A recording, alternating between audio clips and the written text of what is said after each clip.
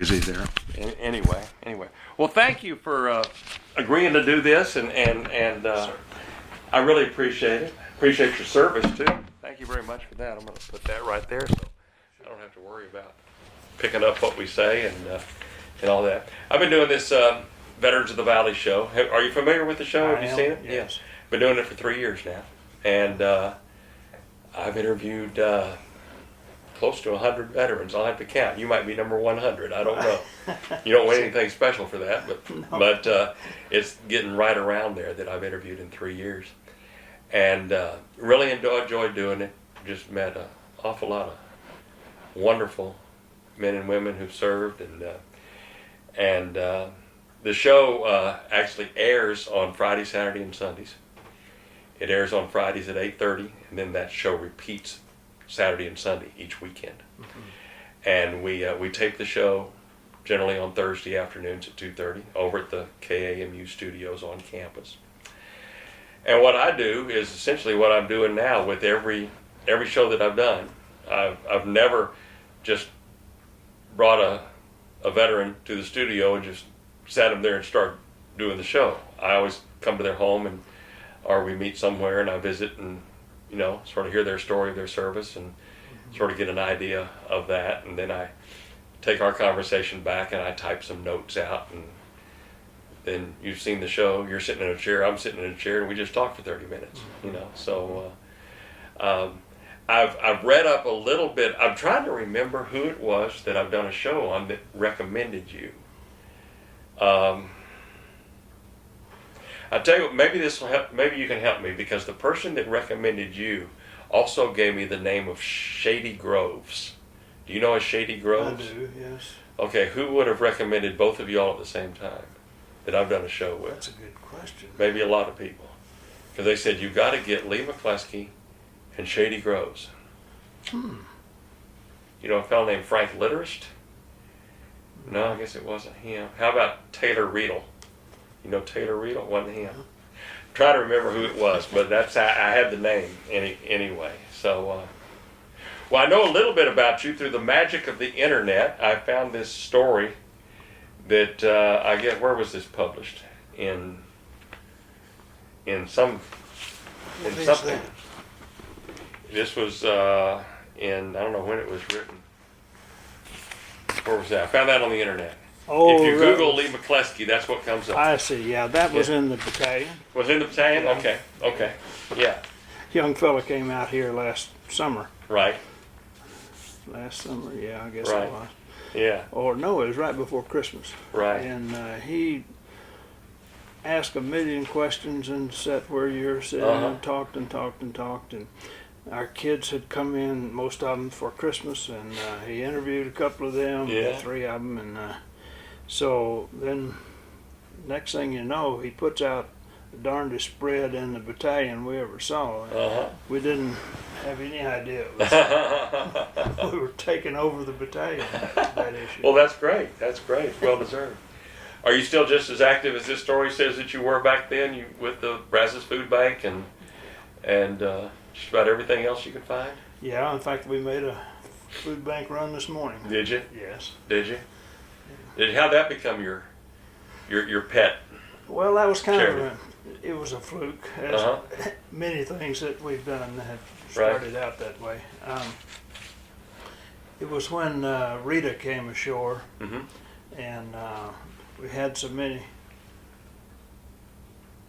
No, it was when Katrina hit. Well, they were fairly close, but we had so many evacuees here from Katrina, and the emergency management people were calling for volunteers, and so my wife and I looked at one another and said, surely there's something we can do.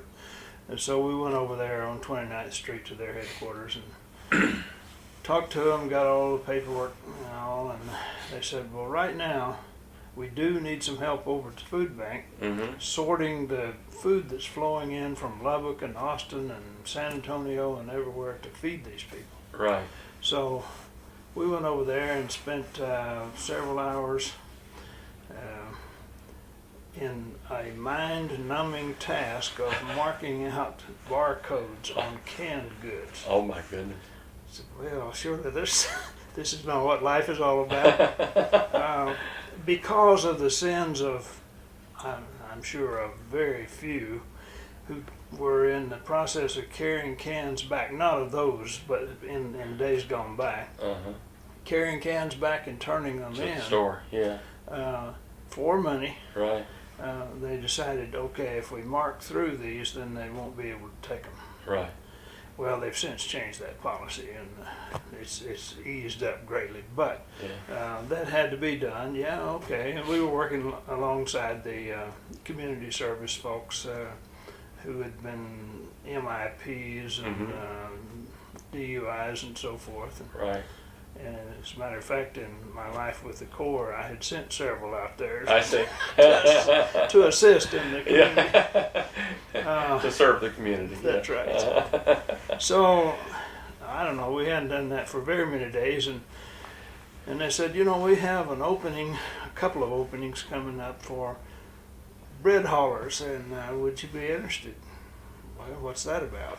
So, we took on HEB College Station twice a week, Tuesday and Friday. Right. And have been at it ever since, and I guess that was, when did that thing come ashore? It's been 6 or yeah. or so. It's been Yeah, it'll be it was 2 2 years last hurricane season. Oh, okay. Yeah, so it's been over 2 years now. Yeah, Right. that's right. Yeah. And, Yeah. It's a lot of fun, and it Yeah. does give you a certain amount of fulfillment and Right. Right. serving the community and Right. people who need help. Well, tell me about your military service and sort of how you got to the military and what led up to it, and where were you born and raised? Where are you? In where's Georgia, home? in North In Georgia? Yes. And grew up on a farm, and I had applied to the University of Georgia and had a partial scholarship, and I was going in agriculture, study agriculture, come back and be a farmer. I hadn't gotten to that yet, but maybe one of these days. I had a teacher who was married to a fighter pilot from the Korean War, and she kind of paid attention to Air Force things, and she said, you know, I graduated in 57, so in 56 she was saying there's a new school out in Colorado that you might like to go to, and I said, what are you talking about? And she explained the Air Force Academy, and so she said, I'll help you with the paperwork if you want, and okay, that's the deal. And next thing you know, I had a nomination from the congressman, and then received an appointment in the spring of 57. Now, when did the Air Force Academy start up? The first class was a class of 59, so it started in 55. I see. So I was in the third class. You're in the third class. 61. You know a fellow named Brian Parker? Oh, absolutely. From Maybe he 59. Maybe he was the one Well, he might have been. who told me your name. Oh. But it seems like Brian's been on my show. Yeah. Well, that could. Because I think he was in the first class That's correct. from the Air Force Academy. Yeah. That's right. Yeah. So you were at the Air Force Academy, okay? Came out in 61 Uh-huh. and went to flight training in South Georgia at Moody in Valdosta, and wound up as a first assignment instructor pilot at Del Rio by the Sea. And we were there 4 years because it was supposed to be a 3-year, and they extended us all a year. And we really enjoyed Del Rio at that time. We've been back since then. We liked it better then. Yeah. But Del Rio, it's its own world, as you probably know. Sure. So What were you teaching? What plane were you teaching? both the T-37 and the T-38. Okay.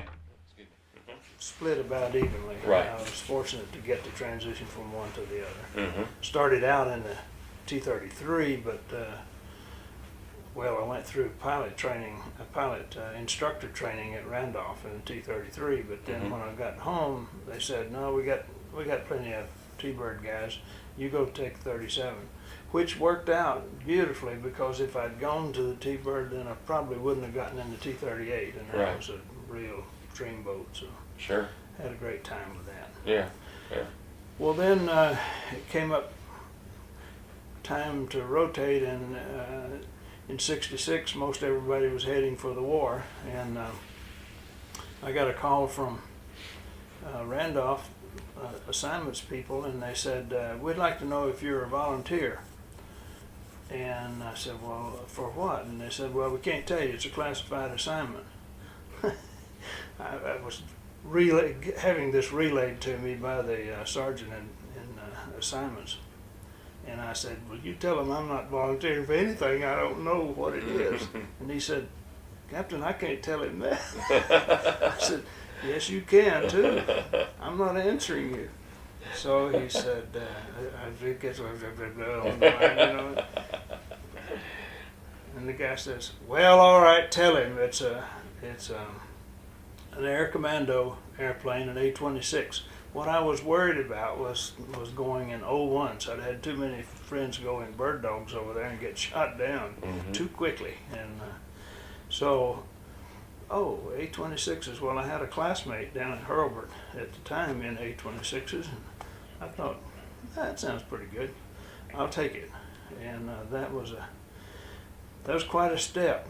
And I think that a fellow T-38 instructor pilot at Big Spring at Webb and I were both put into that program as kind of an experiment to see how we would do. Neither of us had had anything but jet time. And then they put us into this A-26, which is a twin-engine propeller-driven airplane, ground attack primarily. It started out in World War II and then went to Korea and did essentially the same thing at night in Korea along the roads as we did in Southeast Asia with it, flying out of Thailand. We did night truck killing missions on the Ho Chi Minh Trail in in North Vietnam and Laos, with a special mission on the side dedicated to General Vang Pao with the resistance forces in northern Laos. And that was very interesting. All of our missions were single ship, and the crew was two, a pilot and a navigator. And typical mission was either 3 hours or 4 hours, depending on whether we went to northern Laos or not. It was further up there. Right.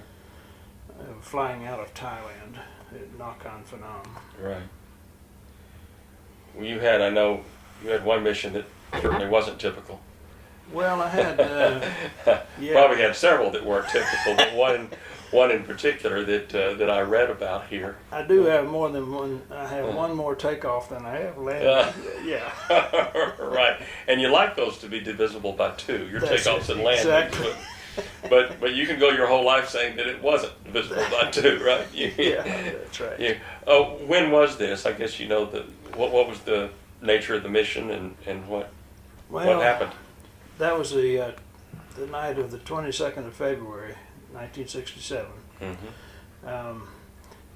My nav and I were scheduled to go on one of those north missions to northern Laos, and as a result, and the reason I bring that up is we had a double load of flares on the wings, and some report from a high-speed reconnaissance bird out there had come in saying, there are trucks coming through the Ho Chi Minh Trail flooding the trail system. We've got to get out there and stop them.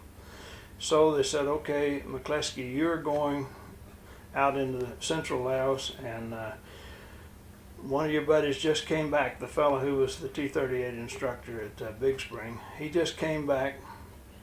We're turning him without uploading the flares, which took extra time. Because you have a double load, you two join up out at the target area, and you support him with flares and work together.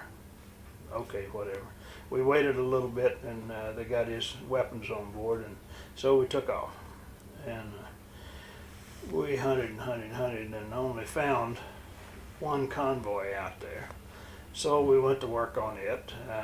I did the flare support for him. Now this is pitch black, Right. 2 o'clock in the morning or so. And I kept the target illuminated and provided flak suppression for him. We had a few guns in the area that kept harassing us, which is a euphemism for they were hosing us. Mm-hmm. Right. Well, as he got low on ordnance, he said, "All right, I'm going to climb up and do the flak suppression, and you go ahead and attack now." What's he flying? He's in another A-26. Hey, another H-26. Yeah. Okay. Counter Invader made by Douglas. Mm-hmm. Well, he had been harassed by essentially a 50 caliber. It was not a 50 caliber, but about the equivalent. That was in the trees right beside the road, in line with the convoy. And as I made a couple of 3 passes, the same guy was shooting at us. In fact, he was just misjudging our rate of descent. Everything was going over us, but too close. So I decided I'd had enough of that and let the nose drift up a little bit after I stopped firing on the trucks, and then sprayed the trees just big time. That got his attention, and he didn't fire at us anymore. But by the time I stopped firing, I was down below the flares, which is not a good place to be. And I pulled off to the left, and there was a 37 millimeter anti-aircraft gun, the one like Jane Fonda posed on in Illinois. He had been firing intermittently. He couldn't reach us. He was too far away. But I turned into him, and because I was below the flares, I was silhouetted against them, and that he saw his opportunity. I got closer to him, and he fired off a burst. He uses a 7-round clip of ammo, and one of them hit me in the bottom of the airplane in the right main fuel tank area, just inboard from the right engine nacelle, and it blew a big hole and smoke all over. And then I looked down and I lost 250 gallons of gas just like that, so, which today's money would be a lot of gas. Yeah. So I immediately turned toward home and jettisoned things and cleaned the airplane off. And my buddy says, "You're on fire." And he had turned to follow us back. And it was not showing up on as an engine fire, although it was burning in the engine nacelle area. Excuse me. So I had a choice. I had two fire bottles to fire into the engine area. Can I get you something to drink? Well, I've just had this cough for a while. Hold on, let me just get rid of it here.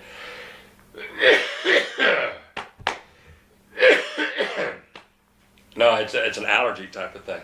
There, I think I got it. Go ahead. I'm sorry. Yeah. No, not at all. Yeah. I decided to shoot one of the fire suppression bottles into that engine area in hopes of putting that fire out. Mm-hmm. And so after I fired it, my buddy's sitting back here some little distance, and he said, "You almost got it." Well, almost doesn't count, No. except in nuclear weapons and horseshoes. Right. So I then had a decision: do I fire the other bottle now, or do I wait and if it gets worse, when it gets worse, I'll fire it again. So I didn't have to wait very long. He said, that thing's really growing again. So I fired the other bottle, and he said, "You almost got it." I was wanting to hear. Right. Yeah. So I was out of defensive mechanism at that point. So we shut. I'd already feathered the engine on that side, so we're coming back on one engine, and as the fire burned more, we began to see signs of it. Back when the airplane was put into initial service in World War II, they didn't have 3 green lights on the dash that told you the gear was down and locked. You could see the ones on under each engine nacelle by looking out the window, and the one in the nose, they put a glass plate in the floor between the pilot's feet so he could look right through there and see the nose gear down. Well, we had 3 green lights on the dash. That was a modification that came along probably in Korea. But the reason I bring the glass plate up, is I could see the fire burning underneath in the nose wheel area. Mm-hmm. And we heard an explosion of the right main gear tire as it burned in that area under the engine nacelle. So then the electrical system started being affected. We're heading for home as fast as we could, which wasn't real fast, and on one engine in particular. And my buddy's sitting back there about a mile and to the side and higher than I. And we were approaching the Mekong River, and the base was just 5 miles the other side of the Mekong. And Mekong being the border between Laos and Thailand. Mm-hmm. And in fact, I had started a descent. And so all this time you're over enemy territory. oh yes, yeah. I wasn't too anxious to get out Exactly. there. Exactly. That's why I wanted to stretch it. Right. Then I got to thinking about, well, I'm not going to be able to put the gear down. And we had a steel, what they call pierced steel planking, left over from World War II also.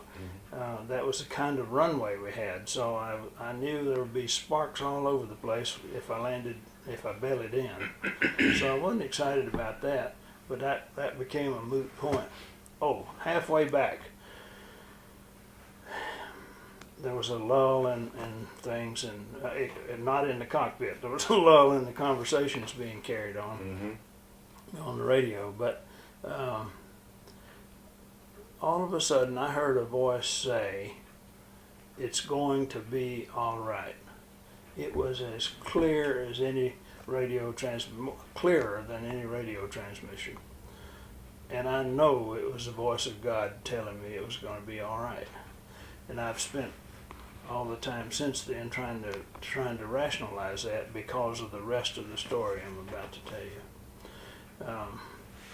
As the airplane burned more and more, the electrical system was going down. It would come back and go down, come back. And it was back as we began to feel some small explosions. And my buddy back there said, "You're coming apart. You need to get out." Well, I had, just as he said that, I had pulled the canopy jettison lever, and they were gone. The canopies were gone. And so I told the navigator to get out, and he turned around and he got himself blown over the back of his seat. We had a third, what they call a jump seat, behind his side, and he got his head down in there, and he couldn't get up because of the wind blast on his parachute on his back. So I was trying to get him, I let go of the airplane, and I was trying to pull him up, and I wasn't going to leave the airplane until he got out, and he wasn't making any headway. That's what was getting my attention. And I looked back, I glanced back at the instruments, and I noticed that, oh my gosh, the airplane's all over the sky here. So I got control of it again, and then got a hold of him with one hand while trying to keep the airplane, pulled him back up off the seat and shoved him, and he went away. Yeah. Oh man, was I glad. I immediately turned around and dove out over the left side. We did not have ejection seats. Mm-hmm. Air Force didn't want to spend the money on, like they had put in the A1, what they call an extraction system that just jerked you out by the parachute harness, but that worked fine too for a lot of guys. So ours was a manual bailout, turn and dive over the wing. On the way out, I guess I snagged my flight suit on part of the cockpit, but it didn't hold me. I just kept going, just ripped it all the way down. And the reason I say that is because my leg was exposed when I hit the tail of the airplane, the horizontal stabilizer. Yeah. And I know that because I had black rubber on the back of this calf. That old airplane used to have de-icing boots on it, and they still had the rubber leading edges. Mm-hmm. Well, I didn't. I just knew I hit something on the way out and didn't think anything about it. Pulled my D-ring, and I had never flown with anything but an ejection seat, so I was mentally, I just repeatedly told myself, don't forget to pull the D-ring. Well, I pulled it, and it stopped right here. And so did my heart. So I grabbed it with my other hand too and did like that, and it popped and I opened. I looked up, I had a good shoot, and I thought, oh, they say something about you need to, and I looked down and there's the ground. I said, oh my God, I don't have time to do anything. Wham! I hit the ground. Not as a, what they call a PFL in the parachuting business, a parachute landing fall. Mine was a PFL. Uh-huh. A poor frapping landing. Yeah, I did make the token fall over when I hit the ground. I landed in a rice paddy, which was, okay. Rice paddy in February in Thailand was as hard as that tabletop there. Yeah. And my nav was about a mile away. The helicopters came out and from the base, the rescue helicopters, Jolly Green Giants, and picked us up, one of the first night pickups of the war. Yeah. And the reason they did that was we landed next to a North Vietnamese village, and we didn't know what their allegiance really was. Yes, it was in Thailand, but they, after Dien Bien Phu in '55, those people had evacuated, had escaped, and had come to live right there on the edge of Thailand. Yeah. So how long were you in the rice paddy? I mean, how long? Oh, about did you have to 30 wait? minutes or so. And when the helicopters picked us up, the PJ in the back had a couple of questions about who we were or what our call sign was or something. It didn't make sense because it was just us who had bailed out. Well, that's the rest of the story. He didn't tell us, but we found out as soon as we got to the base that when my airplane exploded, my buddy was apparently in the wrong place. He was too close to us. And he either had a sympathetic explosion from some additional rockets he still had on board, or he suffered strikes from the debris of my airplane. Don't know which. Because as soon as I hit that tail, the airplane exploded. I did not see the fireball. As soon as that chute opened, I looked around and there was no fireball. Mm-hmm. So it was that close, Well, there was also, by this time, a flare ship, a C-130 flare ship flying overhead as escort and radio relay. And he said that the other airplane took on a strange glow and went into a slight glide and hit one of the only trees in northeast Thailand of any size, and it killed him and his navigator. Mm. And it took, well, I'm not over it, but it took a while to get beyond that.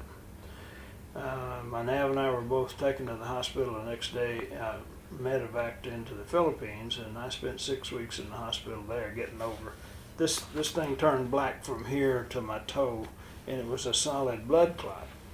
The doctor told me later, he said, I would like to have dissolved that more quickly, but I was afraid it'd break off and go to your heart and give you a heart attack. Well, it's a good thing I didn't know that.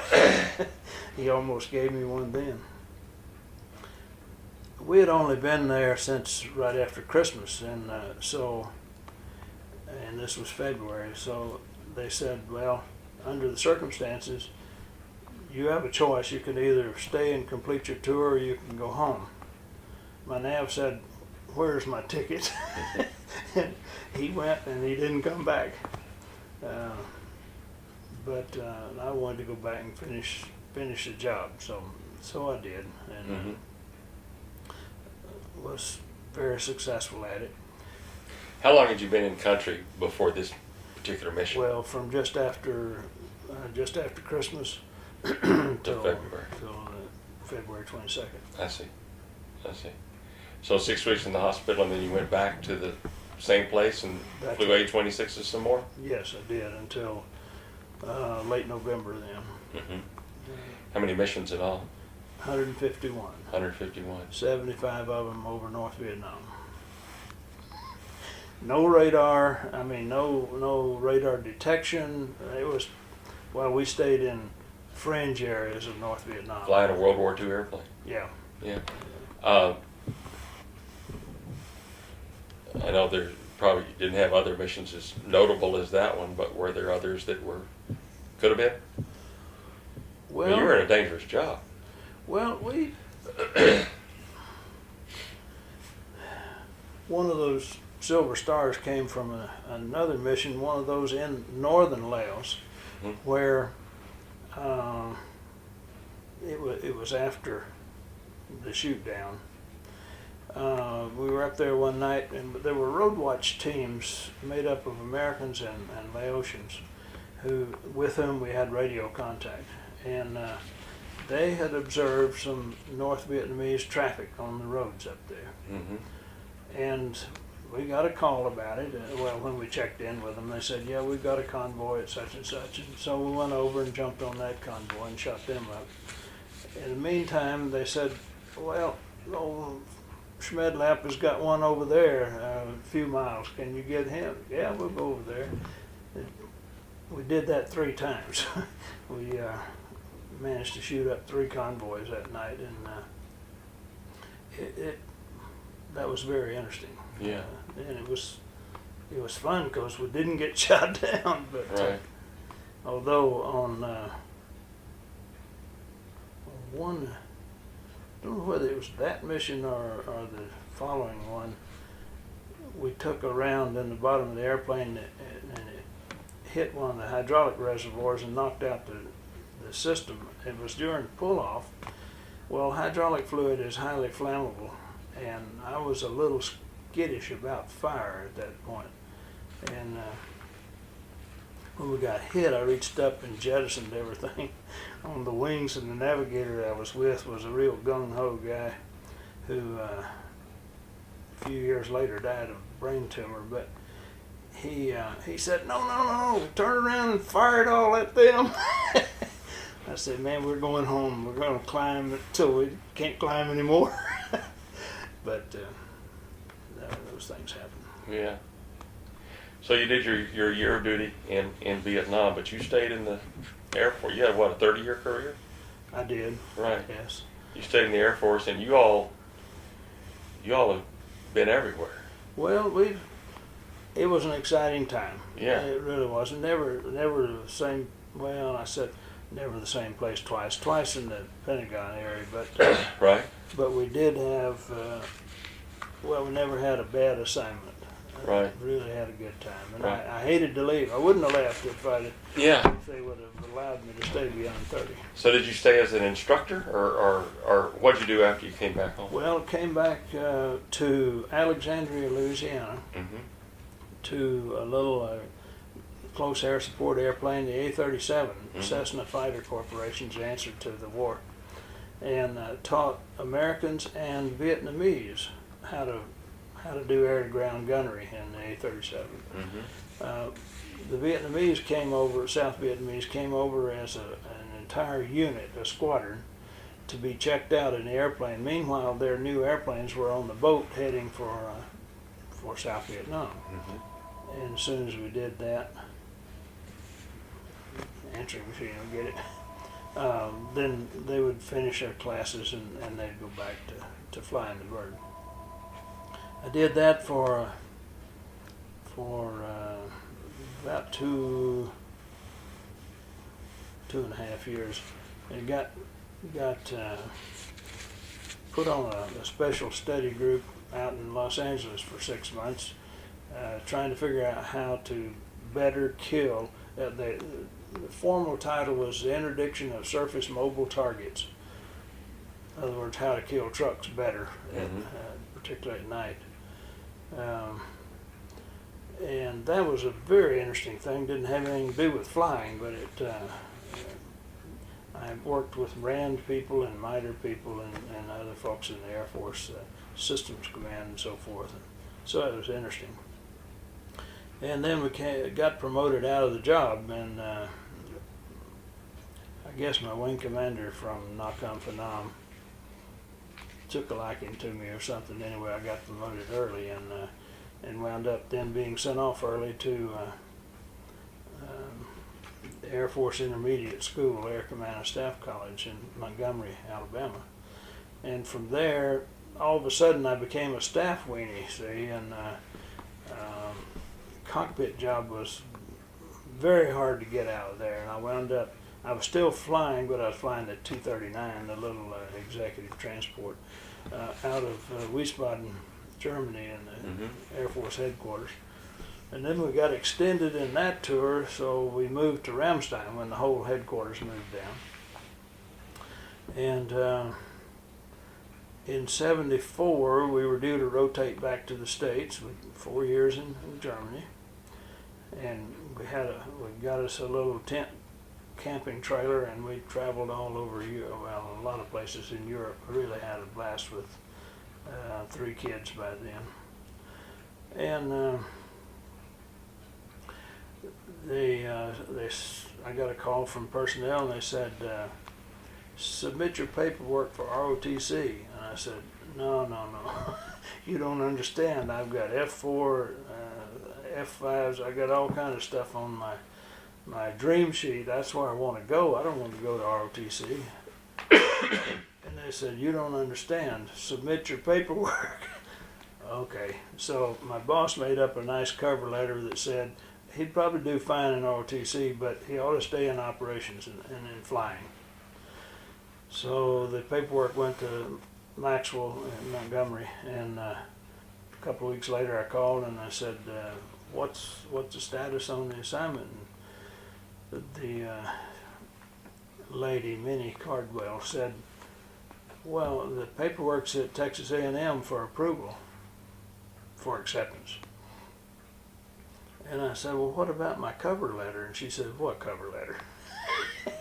So the heel marks that are from Ramstein, Germany to Texas A&M are still out there. And it turns out that was one of the best tours we had in the Air Force, except I didn't get to fly. Now, they were going to let me fly the T-39 out of Bergstrom, and I went over there and I got the local checkout. They signed me off on everything and said, you're good to go. And next thing you know, I get a letter in the mail that says, you're excused from flying. So I called Bergstrom. I said, I don't want to be excused. I'll be over there whenever I need to be. And they said, read my lips. You're excused from flying. You're over 50 miles from your support base, so you can't fly. That was the only downer about this tour, because we had, I was teaching seniors leadership and management in the Corps. I was sponsoring or working with one of the Corps outfits, Squadron 10, and we were in the best little church we'd ever been in. So, and we lived on 14 acres out east of town, the Harvey area. And kids had dogs and horses and whatever, we just had a ball here. Yeah. And we loved the area. So once again, I got sent off to school, the senior school, Air War College at Maxwell, and from there had to have a joint tour. So they said, you can go to Stuttgart. I said, all right, I'll go to Stuttgart. And then just before I left, they said, you're not going to Stuttgart. Somebody over there in Europe wanted that job and they got it. So you're going to England. Oh, okay, I'll go to England. Went to Mildenhall, northeast of London, about 80 miles. As a battle staff team member on the U.S. Commander-in-Chief Europe Airborne Command Post. And the operation went by the name Silk Purse. I didn't know anything about that. Well, I take it back. I knew a little bit about it from my staff duty in the headquarters there on the previous tour. Right. Well, we got there to England. We lived in a little village of 300, 16 miles out from the base. We were the only Americans there, and the cold British just took us in. It couldn't have been nicer. We still maintain contact with them. Right. And we just had a blast. And I knew it was an alert type status, and we were sat alert for 3 days and flew, and then we were off for 4 or something like that. And so I knew what the schedule was, and we could plan our travels around England and Scotland and Wales based on that schedule. And then I got promoted out of that job and had to leave early, so we were only there about 19 months in England, and went over to Han 50th Attack Fighter Wing in Germany, and became the base. Well, initially I became the deputy for resource management, and that gave me a look at the supply and finance side of things, and then the base commander rotated, and I moved into that job. So then I learned more than I ever wanted to know about the nuclear weapons we had and the protection of them and so forth, which made me think.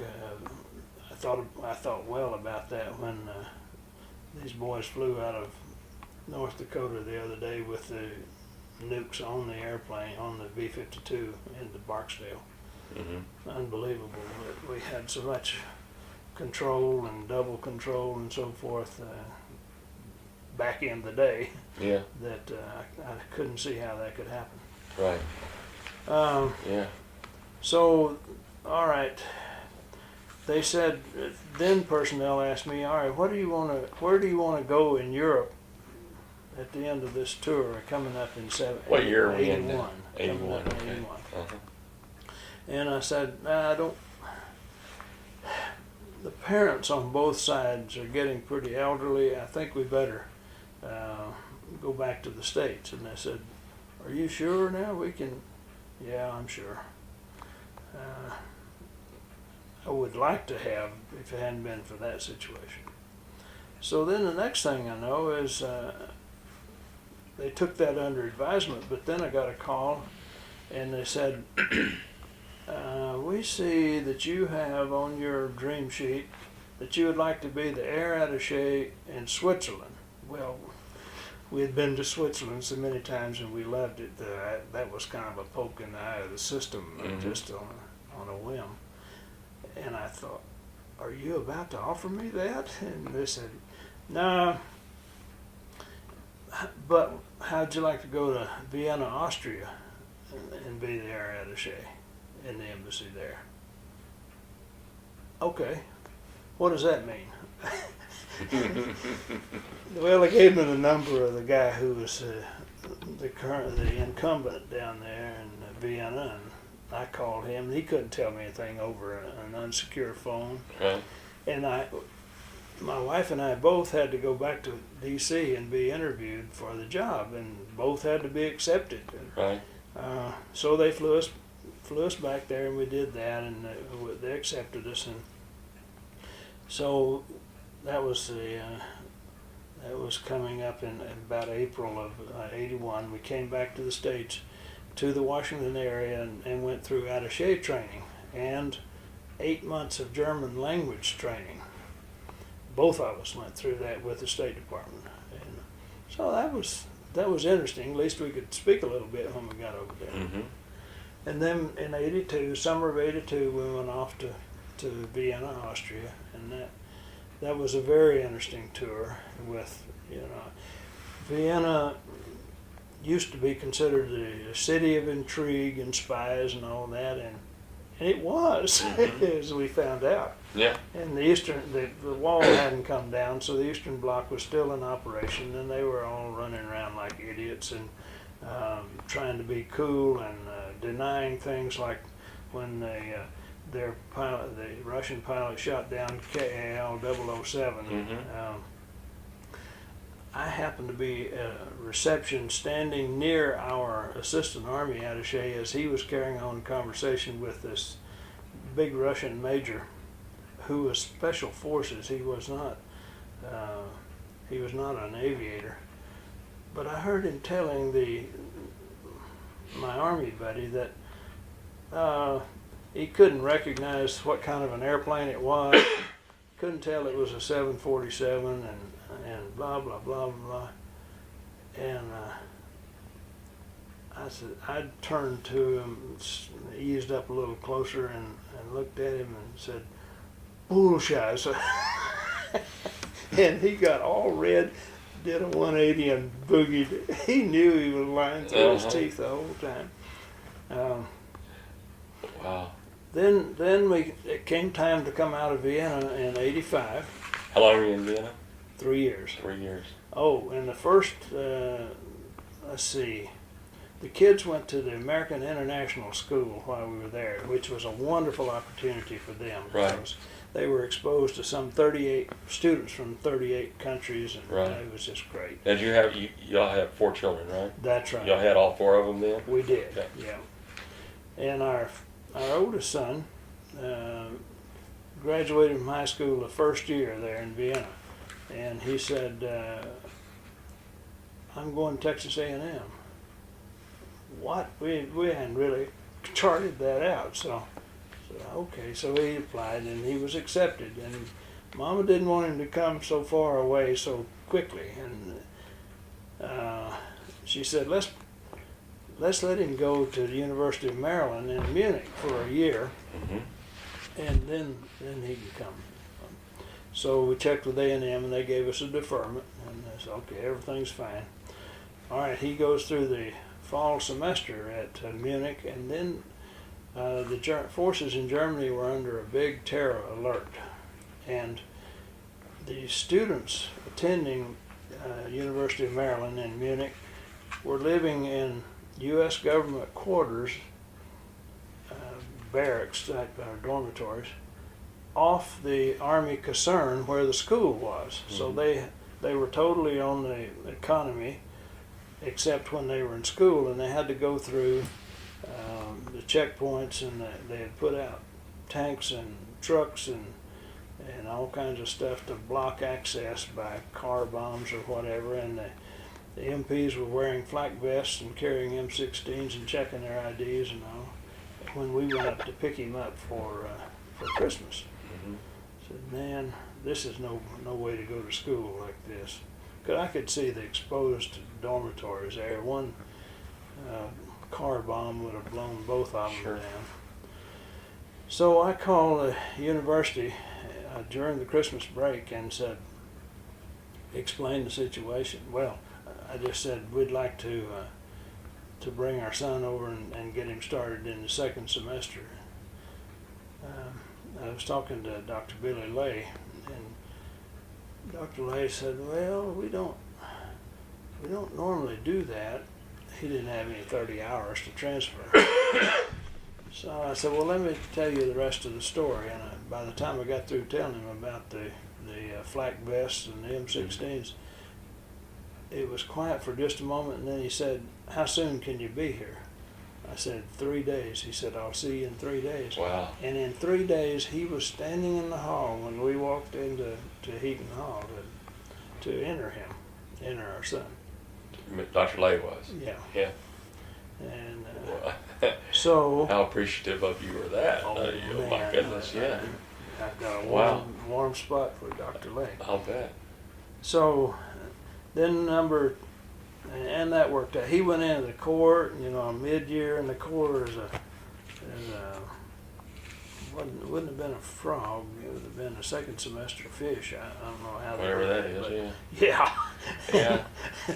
Yeah. So he had a they real probably get uphill treated battle. worse than first semester. Yeah, Don't they? Yeah, latecomers. Everybody pays his dues, buddy, and you're behind. Yeah, you got some catching up to do. That's right. So then 2 more years. So what year are we at now? Okay, this has been the fall semester, so this has been January of 83, January of 83. Okay.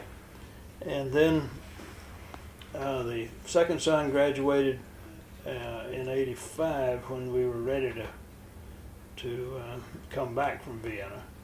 And he said, I'm going to Texas A&M. And he did, and he went into the Corps.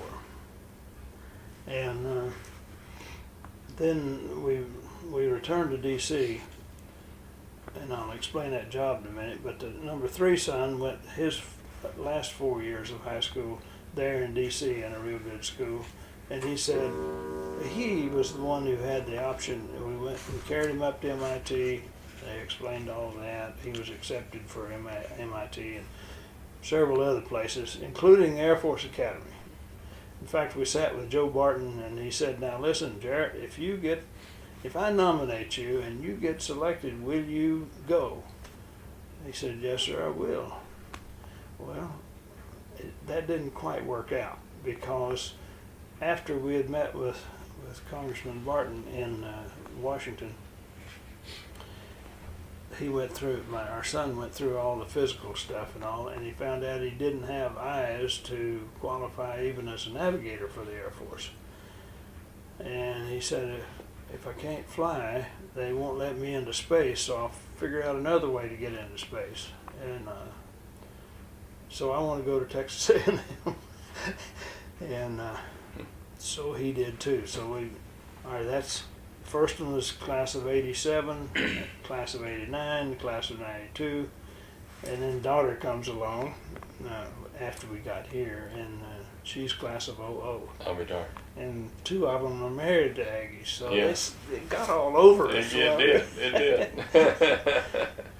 Well, the assignment into D.C. then was a 4-year assignment, working as an inspector for out of the office of the Defense Intelligence Agency Inspector General's office.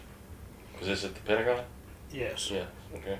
And in fact, the last 2 years I was the Inspector General. I see. With other colonels working for me, and several other ranks. What rank are you now? Colonel. You're Colonel. Okay. Yeah, because of that early promotion, things kind of came along quickly. Right. And Were you a captain during your Vietnam year? yeah. Okay. So I managed to, I was gone about 5 months of the year for 4 years on inspection trips around the world. Usually 5 or 6 weeks at a time, but if you added them all together, it came out to about 5 months. Mm-hmm. Went to some 50 countries and never saw one that was anywhere close to this one here. It was always such a pleasure to get back to America. Yeah. Okay, that assignment came to an end, and I still had 2 years to go. And they said, "Hey, you can retire if you want to." I said, "No, I'm not ready to retire. I don't want to retire." And they said, "All right, I'll tell you what, we'll send you down to Tucson as the deputy for intelligence." Well, I had not been an intelligence officer except as an attaché, and I inspected intelligence officers. So, well, we had been to Tucson, but we had never been assigned there. Hi, Joni. It's about 3:30 on Tuesday. So we'll try it. Mm-hmm. And so we went down there for the last 2 years, and then hit 91, the year 91, and then I had to retire then. Mm-hmm. So then we were looking around for a job, and of course there are millions of retirees in Tucson, and if there are any jobs, they get snapped up. Mm-hmm. So my wife and I both did substitute teaching for a year. I did high schools, math and science, and she did middle school and elementary. Both of us touched middle schools, and boy, that was a challenge. Yeah, I'll bet. Yeah. Oh, boy. Yeah. So I found out I still wanted to eat, so I really needed that job. I heard from a friend here at A&M that there was a possible job being sort of drawn up in the commandant's office. Mm-hmm. So I talked to the commandant, who at that time was General Tom Darling. And, Right. Who I've had on my show. Sorry? I've had him on my show. General Good, Darling. Good. Yes. Yeah. Yeah, I had him on about a year or so What ago. a prince of a man. Exactly. Oh. Right. Right. So He just got remarried. yeah, Just recently, to didn't Kit, yeah. Yeah. Right. She's a nice lady. I've Yeah. just met her briefly. Yes. I couldn't have had a better boss here. I'll bet. But he had realized that he needed to have not only his assistant Don Johnson, but he needed to have somebody doing a new training program for the cadets who were not going to go into the military. You know, after that sophomore year, they had to opt. They had to take a contract, or they didn't have to get out of the Corps. They could just wear 2 A&M patches, and they were called DNC cadets, drill and ceremonies. And then when they graduated from the Corps, they didn't have any obligation. And so he wanted to implement a program to give them some additional leadership skills before they got out of the Corps. And so that was part of the job, and the rest of it had to do with discipline.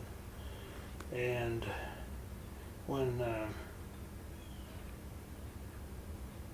I guess it was when the Marine General came in after General Darling in 96, he changed the title to Assistant Commandant for Discipline. Mm-hmm. So essentially, that was where 90% of my effort was going anyway, was in discipline. Things like the fish drill team and one or two other infamous operations. Right. So I wore quite a black hat with the Corps there. You were the principal.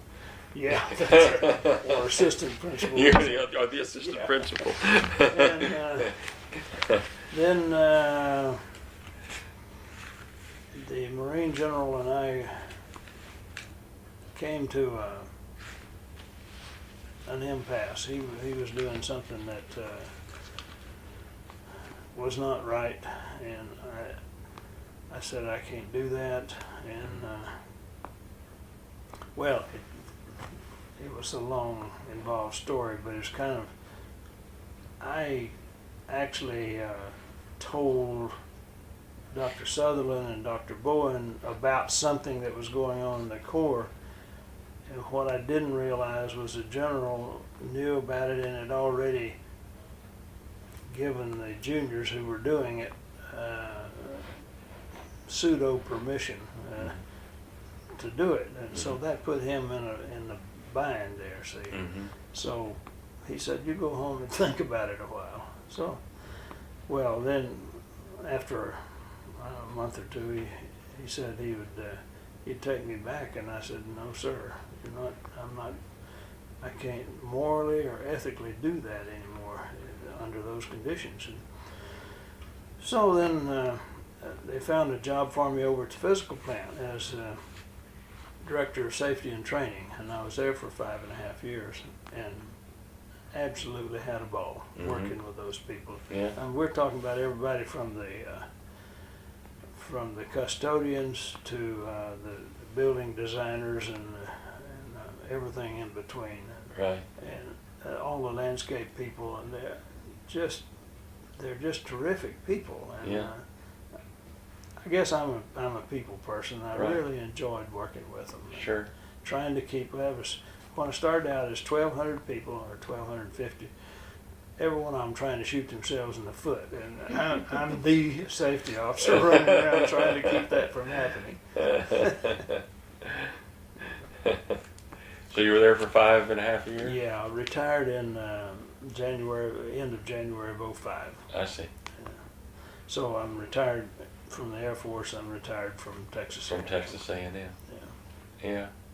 Wow, what a marvelous career. That's just. Well, like I said, it was not a bad assignment, and Yeah. had a great time. How long have you and Joni been married? In June, it'll be 47 years. 47 years. Let me think that it's.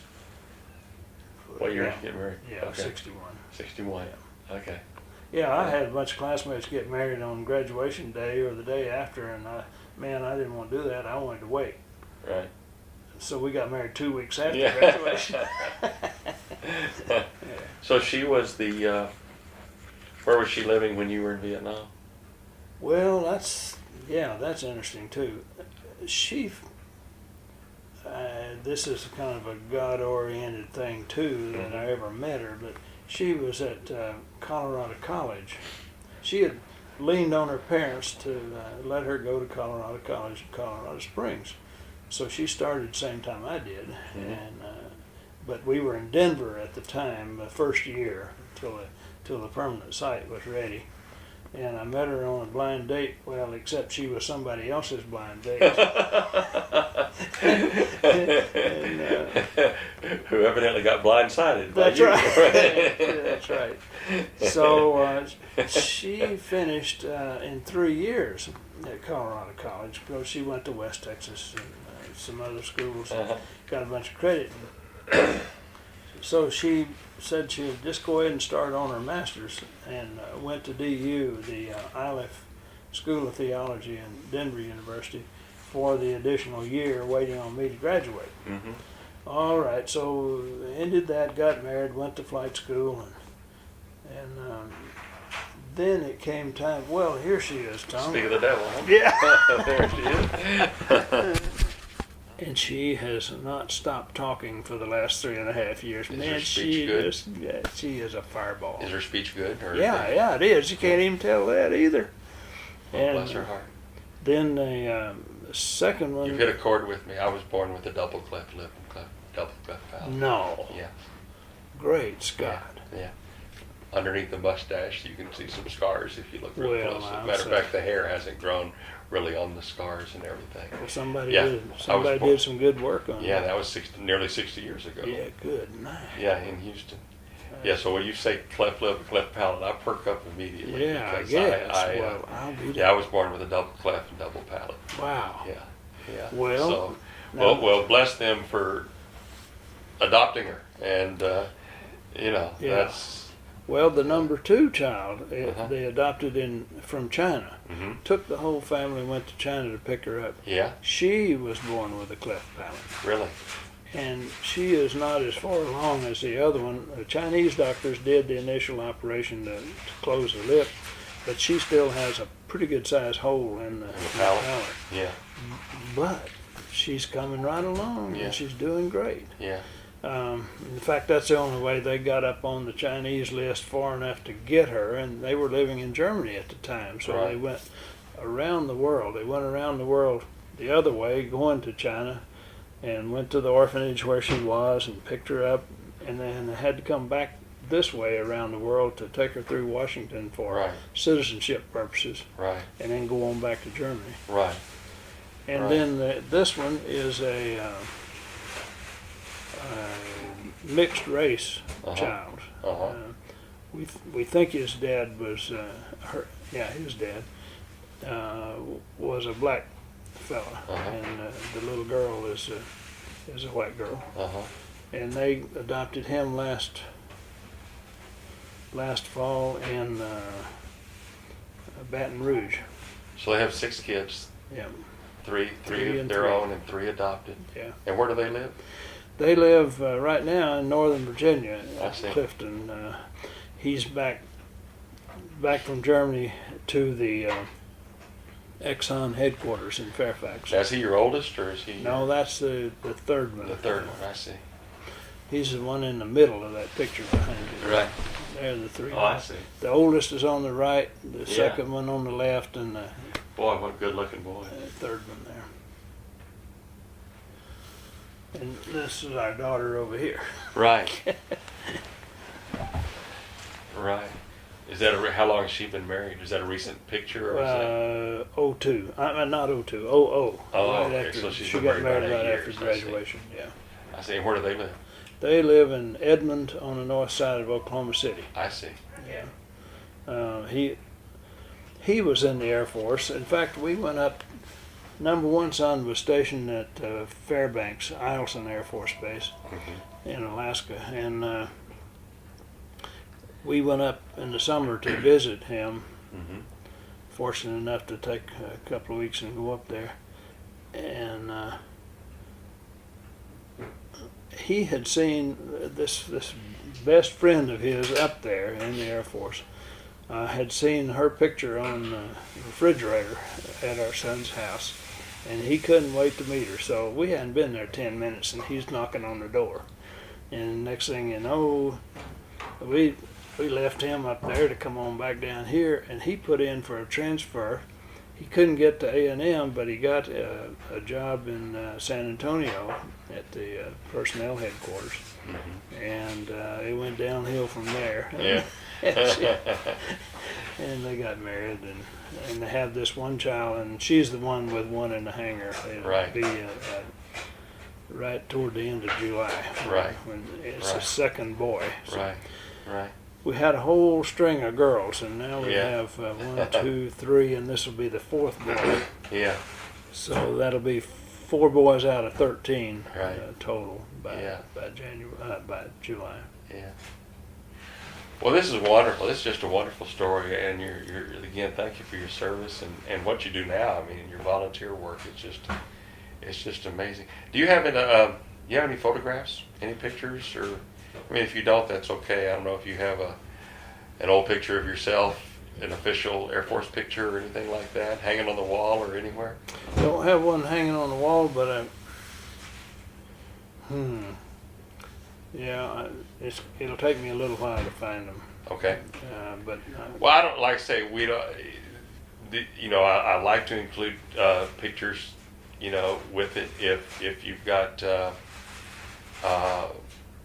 What I like to do is I like to take them and scan them so I can put them in the computer and then have them there. Could you maybe in the next, today's Tuesday, right? Could you maybe sometime by say tomorrow or something, tomorrow afternoon, maybe come up with yes. a couple for me, and then I'll Okay. take them and I'll scan them and then I'll bring them back to you on Thursday. Sure.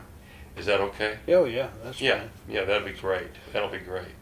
And I can come back here and just get whatever you collect. I just want, if you have a photograph of like an official Air Force photograph or anything, I don't know if you have any photographs that you're in from Vietnam or anything, if you have anything like that, or. Yeah, somewhere I've Yeah. got one. I don't want you to go tripping out in the attic and all that kind of stuff, Well. but if they're fairly easy to put your hands on. I think I can. You know where anything is right offhand, huh? What's that, huh? A photograph, either with the dress uniform or that one in front of the A-26 with General Probably upstairs Adderholt. in that we haven't gone through, right there, Okay, in those things. okay. So. Yeah, if you have something like in front of the A-26 or something like that, Yeah. that would be great. Okay. Yeah, yeah. Do that. I'll call tomorrow. Well, And I can drop it off. We'll have to be in town tomorrow anyway. well, are you If sure? that's workable. Yeah. Oh yeah, I don't mind. Okay. Well, I'm at the radio station. Do you know where Right. at the Crystal Oh. Park Plaza Yeah. Okay. in that Okay. 5-story glass building? Yeah. That's where I am. I'm on the 5th floor Okay. of that building. If you could, that would be great. Skyscraper, huh? Yes, skyscraper up. Yeah, at WTW Radio. Right. That's where I Sure. work. All right. Yeah, if you want to drop it off there anytime Oh, tomorrow, that'd that would be a piece of wonderful. cake, yeah. Yeah, that'd be great. Then I'll scan them. If you want to put it in a box, whatever. You have stuff framed or anything that I can scan or anything like that, that would be great. Or just Okay. regular pictures or whatever. And I don't need a whole lot. And you don't need the I brought my own camera. I was going to take a picture of it. Oh, sure. As a matter of fact, if I could. These things are wonderful. These things.